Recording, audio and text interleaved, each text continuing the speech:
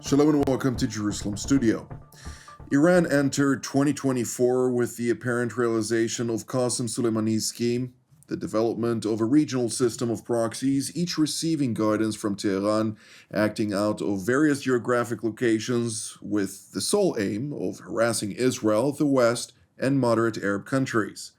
Come 2025, however, this plan is now in shambles. Hamas and Hezbollah have suffered serious damage. The Assad regime has collapsed, and the Houthis in Yemen are confronted with a more assertive administration in Washington. Could the axis of terror be in deep trouble, or perhaps this is just another phase in a long cycle? Joining us today to help us ponder this state of affairs, to include here in Israel, we're joined by Brigadier General in Reserve Yossi Cooper-Vassel, formerly the Director General of the Israeli Ministry for Strategic Affairs, the head of the IDF Intelligence Directorate's Research and Assessment Division, and currently, among a long list of other positions, the IDSF's Director of the Research Department. It's always a pleasure to have you, General. Also joining us is Mr. Marshall Billingsley, formerly the Assistant Secretary of the Treasury for Terror Financing, and also the Assistant Secretary General of NATO, among a long list of other positions, and we won't have enough time to articulate all of them. So it's always a pleasure to have you, Marshall. Good to be with you. Last but not least, also joining us here in the studio, TV7's editor-at-large, Mr. Amir Oren. Amir, the axis of terror, the axis of evil, they refer to it as mukawama, the resistance, but nonetheless it has nothing to do with the resistance as we know it in the French context or related to various aspects to previous wars in Europe or elsewhere. What can you tell us about the current state of play with much of the proxies, many of those proxies that have been subject to the RGC Quds Force now in the worst state of play? Jonathan, you asked a very long question, which can be answered by one word, one syllable. Yes, they are in trouble. Whether this is terminal, whether they can still revive some of their fortunes, apparently not in the near future, because right now we have a ceasefire with Hezbollah in the north, in Lebanon, and they are not too eager to provoke anything which will unleash Israeli power on them, and they don't know how President Trump will respond. The same goes for Hamas. Hamas is not going, it seems, to break the ceasefire. The Houthis, for the time being, for the last week, we haven't woken up in the middle of the night to sirens or the sound of interceptions. So, of course, they have their own interests. They want to exact some finance, whatever you may call this piracy. They want to get some money to extort it. But nevertheless, right now, perhaps with the exception of the pro-Iranian militias in Iraq, which are still subject to examination, it seems that Iran has lost its tentacles. Again, it may grow them back.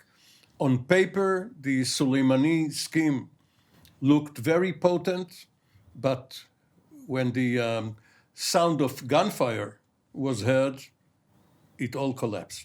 Indeed. Well, thankfully so, but nonetheless, not all has collapsed. And we hear that some of those proxies are still very eager to join the fight. Let's go through the various theaters and start with the most far theater at this point in time, the Houthis in Yemen, namely Ansar Allah. Mr. Billingsley, I'd like to start with you since the Trump administration moved to do a very important decision, an executive order by President Donald Trump in order to redesignate the Ansar Allah or the Houthis in Yemen as a foreign terrorist organization, something that was also the last action in his previous administration that was then done by the then Secretary of State, Mike Pompeo. Then the first decision by the Biden administration was to revocate that decision. And now, again, we're dealing with a belligerent group stating time and again their will to fight and fight on, also against Israel, also against freedom of navigation in the strategic straits of Bab el-Mandeb and the adjacent waterways. Are we expected to see, beyond the designation, additional steps to bring them to their knees and to pay for all the various aspects that they've done during this last 15 months?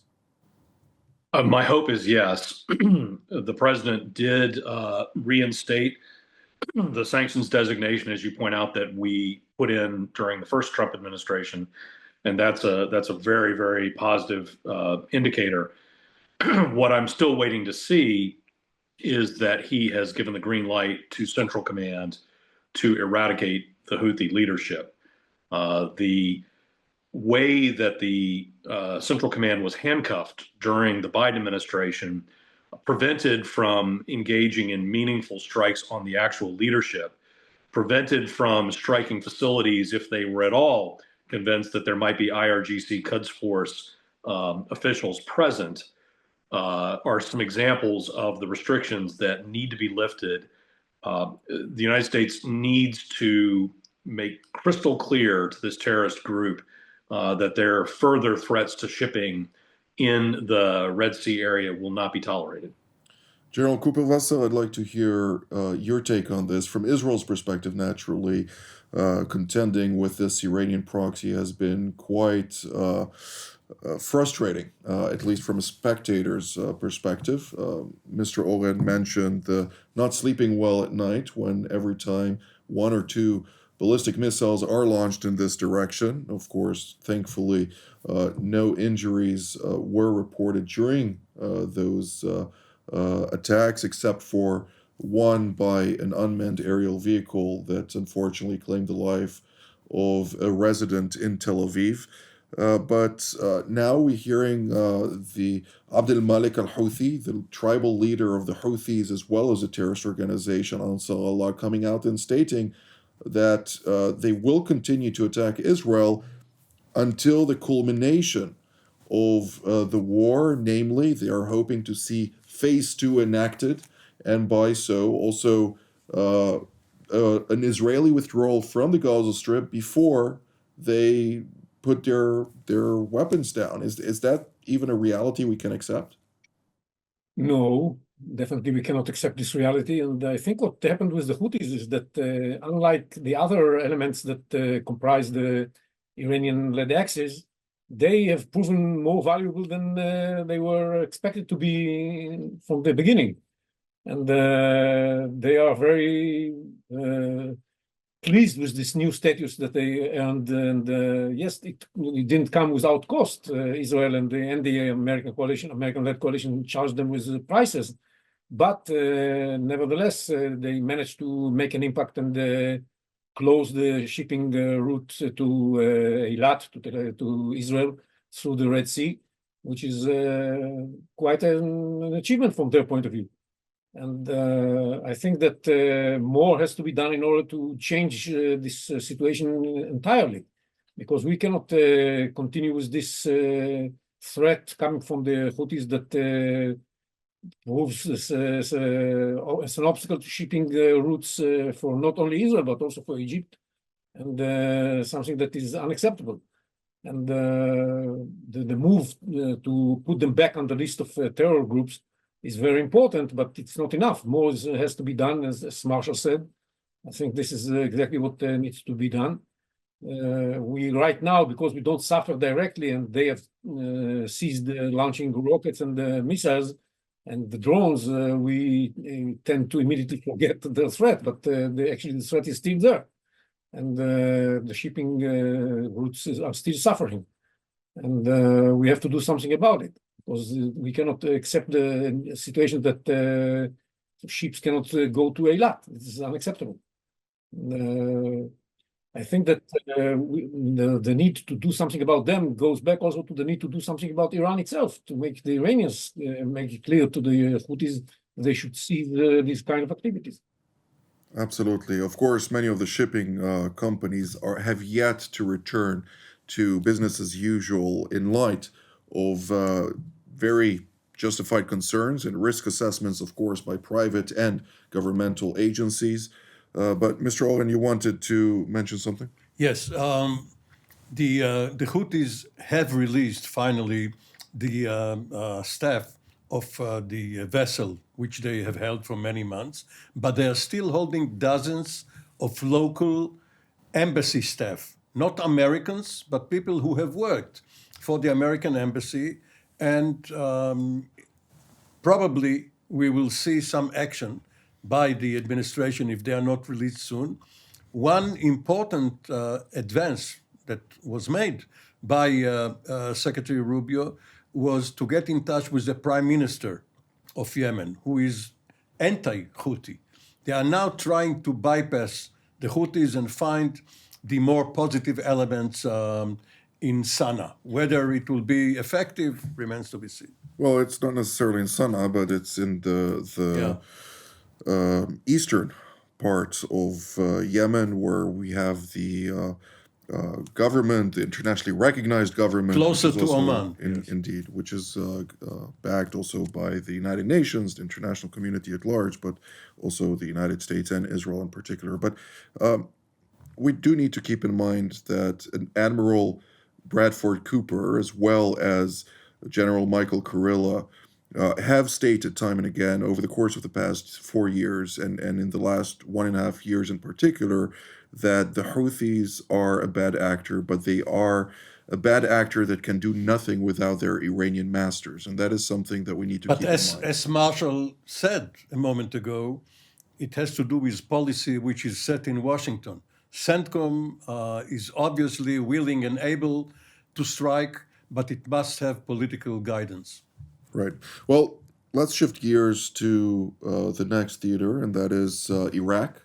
We heard the foreign minister of Iraq, Mr. Hussein, come out and say that they hope to see Hashd al-Shabi, namely the Popular Mobilization Forces, the constellation of roughly 67 militias, out of which approximately 46 are Iranian-backed and funded militias, to see them dissolved, something that the United States under President Trump, before taking office, even has relayed that it expects to see that happen. Nevertheless, it seems to be slow in the process, and the Iranians are not willing to give any inch of what they have not yet lost to the United States or any of its Western partners and allies in the region. Mr. Billingsley, how do we view currently the state of play when we're talking about the Iranian proxies in Iraq? This is the part of the Iranian structure, the Iranian tentacles, as you talk about, that remains largely, as of yet, untouched. But I think it would be a mistake to focus purely on the Hashd militias in Iraq when the Iranian regime maintains deep access and deep hooks into the entire political spectrum of Iraq. So this remains a problem that is unaddressed. The other thing that I hope we talk about, we're focusing on various clear proxies of the mullahs in Tehran. We also need to talk about their proxies in the form of Russia and Venezuela as well.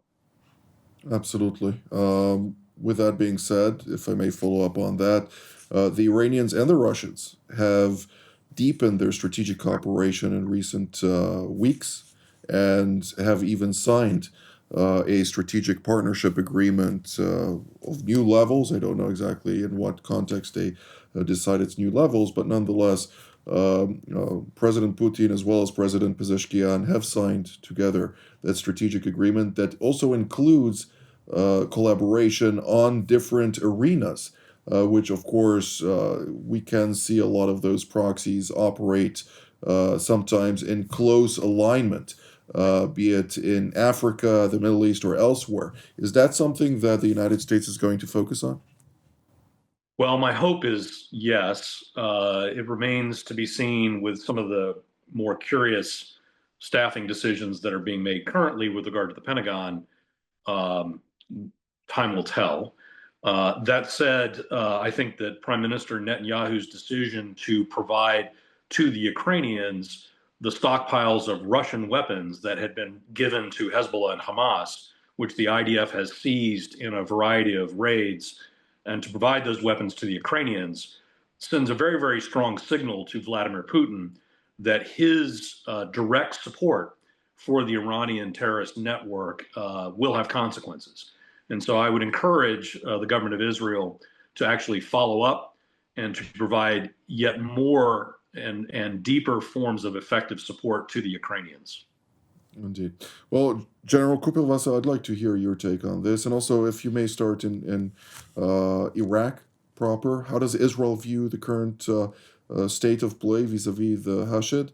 And at the same time, also from the Russian angle, a very interesting point that Mr. Billingsley has just mentioned, is this the right modus operandi, considering that the Russians are no longer relevant when we're talking about Syria? Well, first of all, about Iraq and many other issues, we leave more room for the Americans to take care of business. And Iraq is one of these cases. Israel did very little against the militias, and in spite of the fact that they were trying to hit us, and we left this for the Americans to take care of it. And we'll see whether they're going to have some success. It seems that it's on the surface some moves that are going to be taken in order to please the Americans and make them feel better, but it's not necessarily going to really change the situation in Iraq, and the Iranian influence is going to remain very considerable and significant. We'll see how Trump is going to handle it.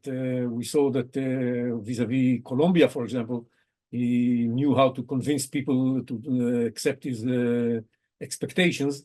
If he's going to use similar tools with the Iraqi government, maybe something is going to happen more real than just a cover that doesn't mean a real change. But that said, I think that the most important thing is what he's going to do on Iran. And the fact that the Iranians and the Russians are getting closer and trying to be better prepared to face the pressures coming from the United States is very clear, but the pressures are slow in coming. Trump is already a week in office. We haven't heard anything about Iran.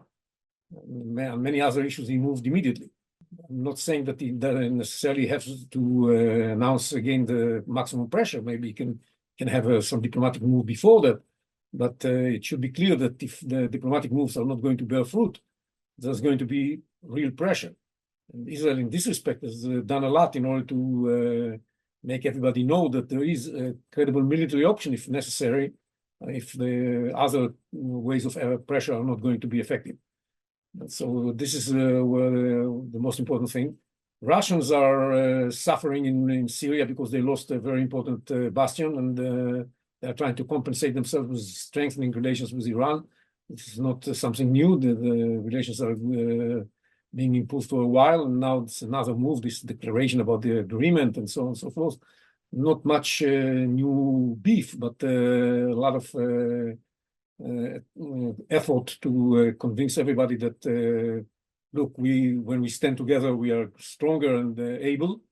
In order to deter the United States. What in a way, I think this might have the opposite result, because it will tell the Americans that if they want to have the ability to promote a new architecture in the Middle East that is more stable, that is more moderate, then they have to do something in order to force the Russians not to help the Iranians. And this comes together with their effort to bring about an ending to the war in Ukraine. All of that is somehow connected. Absolutely.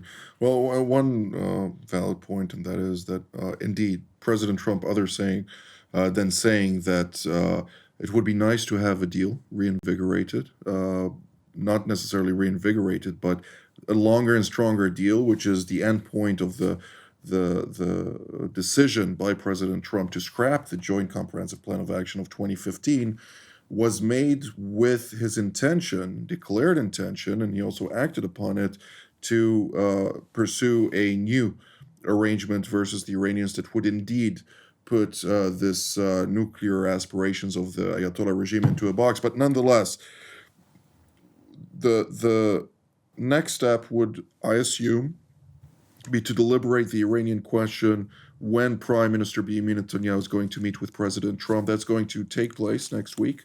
And during this meeting, they're going to discuss a whole variety of issues. But of course, the Iranian issue is the number one issue. You surely remember that throughout last year, 2024, we have discussed the tit for tat, the Israeli attack on the Iranian facility in Damascus, which brought about the mid-April attack by Iran on Israel. Then Israel counterattacked. In October, we had the Iranian attack and then the Israeli attack, and the Iranians did not retaliate for the late October attack by Israel. Apparently, they have reconsidered. And one footnote, this is not a major issue. Well, they're not suicidal, considering the fact that their air and missile defenses are pretty much terminated. Yes, and they have lost Assad in December, so maybe they didn't have time. But a footnote, not a major point. Almost every week, we hear of Israelis being recruited by Iranian intelligence. It seems amateurish, but it may also point to the fact that Iran cannot infiltrate its own agents or its own demolition squads or whatever they want to do here, sabotage. They are very poorly organized. Perhaps we don't know everything. Maybe there are sleeper cells, but they don't seem to have the network that they usually had against Iranian dissidents in Europe and elsewhere. Indeed. Well, we are running out of time. There's roughly 4 minutes left, and therefore I'd like to give each of you 2 minutes to articulate what you want to provide about the near future and how you view the situation. Mr. Billingsley, we'll start with you. I would highlight 2 additional matters for your viewership to consider.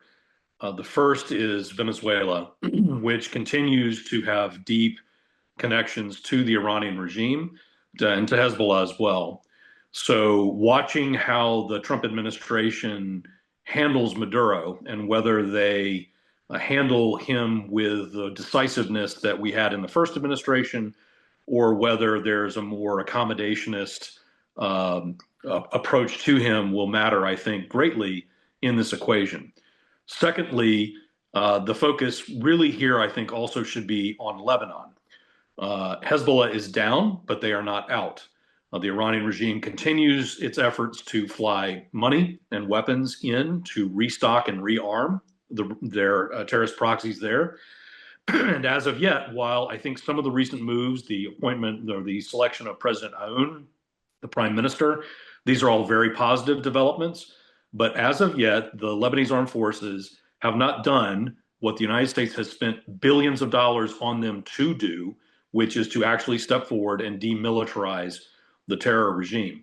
Likewise, all focus should be on Nabi Berri and the Amal movement, which need to step up and need to displace Hezbollah as the voice of the Shia community. If we can see the LAF and Amal moving in concert and we can see an eradication of Hezbollah, Israel's security will be markedly better, as will the United States's. Absolutely. General Kupelwasser? Yes, well, I would point to one thing that whereas the Iranian axis is crumbling and suffering, the replacement of some of its assets is not necessarily much better. It's better, but not much better. And that is the rising force of the Sunni Islamist radical axis, led by Turkey and Qatar and impersonated by Ahmad Shara and Julani in Syria. They are gaining force and power, and so does Hamas, because the implementation of the deal with the Hamas about the hostages means that Hamas is strengthened inside the Palestinian arena and beyond. There's message here to the radical Islamists in the Middle East and beyond that 7th of October was not such a bad idea. And I would be worried about that while keeping an eye about what the Iranians are doing, because the Iranians too have not lost everything yet. Absolutely. Mr. Oren? Well, Israel will soon enough celebrate its 77th Day of Independence. Not a day has passed since May of 1948 without a threat, Iran, of course, being the latest iteration. But without a nuclear threat, we can handle everything. Before we conclude, in 30 seconds, Mr. Billingsley, if I may, you were in charge of formulating much of the sanctions that were imposed during the past maximum pressure campaign.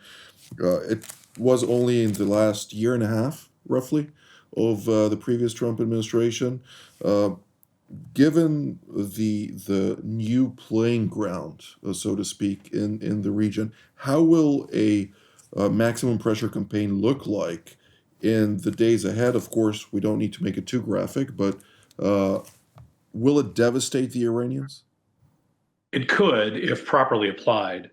I'm a bit concerned, as you alluded to, that we have not really seen yet decisive actions taken to enforce many of the sanctions which are still on the book, which were not enforced during the Biden administration.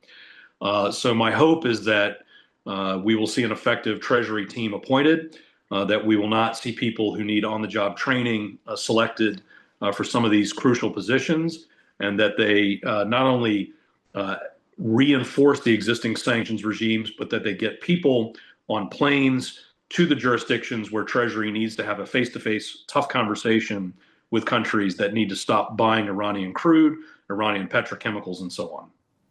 Absolutely. Well, Mr. Marshall Billingsley, General Yossi Cooperwasser, and Mr. Amir Oren, thank you so very much for all of your very helpful insights, and I'd like to thank all of you at home as well. Until our next update from here in Jerusalem. Shalom.